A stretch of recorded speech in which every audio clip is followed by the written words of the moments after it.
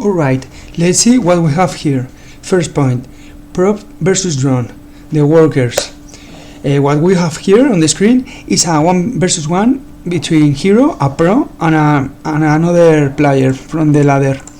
Let's see why that's so important.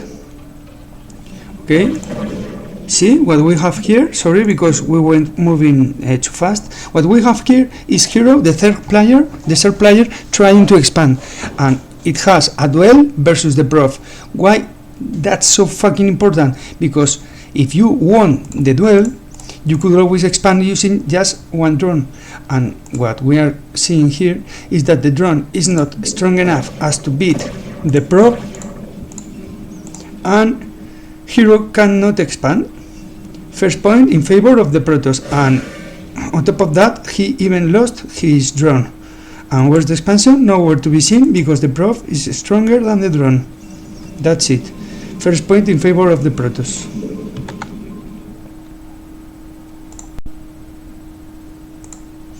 Alright guys, the second example, the building system.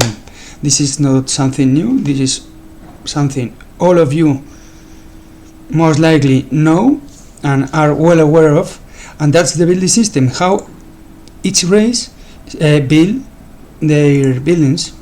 So what we have here is another Zerg versus Protoss, and as you can see, the Protoss can build even far from their bases, and meanwhile you can use your worker either to gather resources or to scout. And on the other hand, we have the Zerg, which is losing drones. He cannot build far from this goose, if you wanna call it that way, and he keeps losing workers. Just look at the worker count, 8 versus 12. Sorry, 11, 12 now, and that's because the Zerg cannot build far from the goose, and on top of that he's losing drones every time he builds. But look at the Protoss, how comfortable he's building, far from his base, and he's gathering minerals while having their buildings built. Second point in favor, and that means that the economy of the Protoss is way stronger. Second point in favor of the Protoss. Okay guys, another thing going in favor of the Protoss, or the Terran, in this case it doesn't make any difference, is that, well, check that out for yourselves. This is Sigual.gg, a webpage where you can find useful replies and whatever you want, and this is the official top ladder right now on the 12th of June 2025, and the last column shows the race of the player. What we have here is that there's only one Zerg player, which is, by the way, Hero, a top Korean pro player. He makes a living from the StarCraft, and as you can see, he's the only Zerg among the 10 best ladder ranked players, let's say. And apart from that, all of you always say, and I'm fed up with that reasoning, that Sulky is the winner of the last ASLs. Always Sulky, always Sulky. You cannot fix a whole race and a whole game just because there's one top player which is winning things, who is Sulky. That's a poor reasoning. Just check the ladder top. I think that's an image that speaks for itself. Another point going in favor of the Protoss, or the Terran in this case, but let's keep the video for Zerg versus player. Oh, by the way, I forgot to mention that this very last ASL, the finals between Sulky and Best, let's remember that Sulky barely made his way through. He was about to lose against Best, a player which was the first time classifying for the finals. Okay guys, this is a standard PVC. Protoss right now has better economy, you can count workers, better upgrades, and better army. He has everything in his favor, you can see it, and even more technology.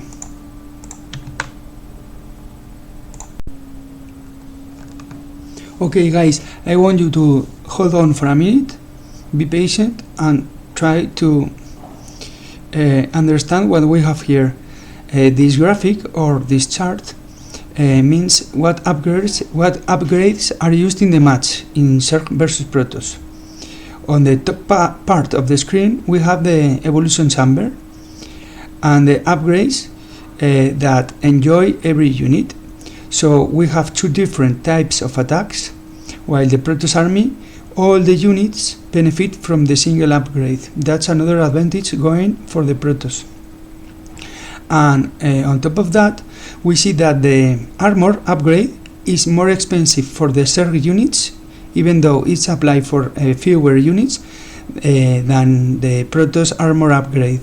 And on top of that, as if it wasn't enough, outrageous enough, we have the shield upgrade, which for the long-term economy, big economy games, works or performs wonders for the Protoss army, especially with the Plague and Archon mechanic.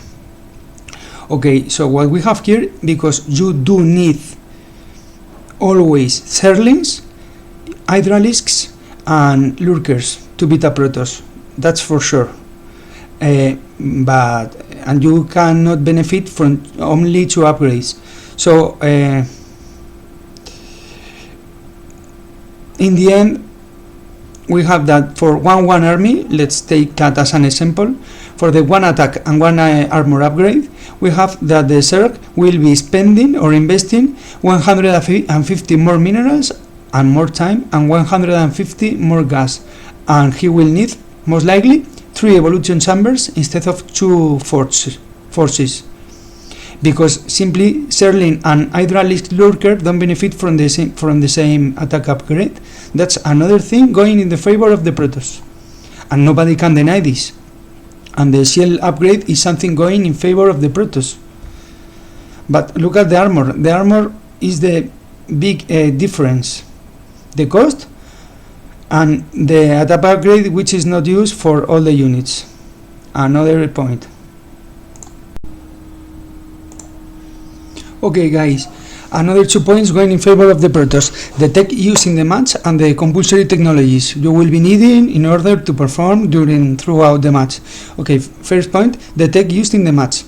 Here we have a chart or a graphic with all the necessary buildings throughout the games, so that the races can build a strong army, and this is kind of compulsory or mandatory. If the game is kind of pro or at a good level, you will be needing all these buildings. The amount of buildings are the same. Okay, I won't complain about that. But I was wondering, do they really need the same amount of investment in order to build them all? And here we have all the breakdown of the figures. And I was very surprised when I found out that also, because this was something kind of smelly for me.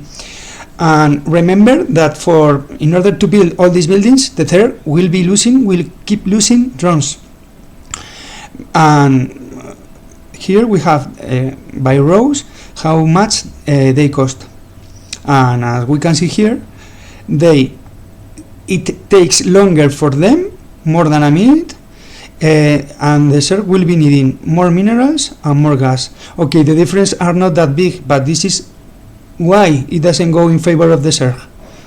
At least one thing, but not this time. Okay, tech used in the match also in favor of the Protoss. You can see there that Protoss will be saving money in order to complete them all, and more than a minute of difference. Okay, next point. Let's see if I can move this. Taking into account that my English is not that good, I should have written beforehand a script or something like that. But as this is something really outrageous for me, this is something I am kind of improvising. Okay, the script of the video, that is. The compulsory technologies, guys. Same, but for the upgrades that will be needing each race. Please don't tell me that we should include more or leave some of these out, because Protoss do need the filer, okay? And as we can see, Zerg will be needing twice as much upgrades, and which results in total of 1000 minerals that the Zerg will be spending above the amount that the Protoss spent. And the difference of resources are also 600 for the gas, and look at that, 295 more seconds of upgrades that the Zerg will be needing apart from the Protoss. That's the difference of the resources employed or invested. Blizzard, if you are watching, somebody in Blizzard is watching this video, please, this is something we have to change, because for instance the overlord speed takes too much time. This is all the durations in seconds and in the fastest speed possible of the game, and as you can see, Zerg simply needs way more. And if you can argue, okay, the filer, you can beat the Protoss from time to time without the filer, okay, but even then you can see here the difference. Okay, another thing going in favor of the Protoss. Let's move on to the next point. Okay guys, cannons versus shuttles versus Sunkens. The cannons can be built everywhere you want. They attack ground and air units and they detect. It's incredible. They are too strong in the match.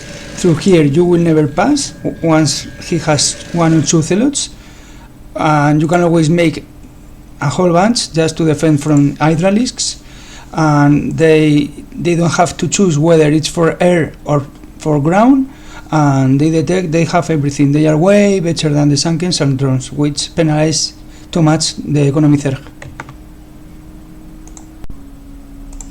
Okay guys, I think nobody doubts that Corsairs are way superior than Mutalisks, and your solution are the Scourge, which by the way have to reach them melee way, and they stop right before hitting many times. So air supremacy is always for Protoss.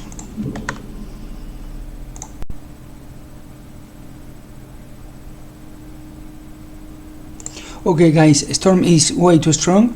It's really cheap, and you can have it really early in the game, plus the efficiency of the Protoss army. With Protoss you can lose fights here and there, but as Protoss units are so resilient and sturdy, they live to fight another day. You can always go back with them to base, whereas on the other hand, with every little skirmish the Zerg units explode and you have to build them from scratch pretty much. That's a good point, plus the fact that the Storm, as I was saying, is way too strong, and it means that with every little skirmish the Zerg is losing a lot of many units. But the Protoss core army, if you are able to not to lose them, you will have more and more. And look at that, the Storm is broken, plus the fact that the Protoss units, okay, you are losing the fight, you can always go back, they live too much. And in the end, it's such a snowball that Protoss tend to have always more and more. Look at this. With every little skirmish, we lost it, but there were many Zerglings dying. Did you see that? Little skirmish, many Zerg units dying, but the Protoss core army, it's like it's way harder to kill them. So the Protoss tend to have more and more units, plus the Storm. And in the end, it snowballs too much, and you die even though you have the advantage.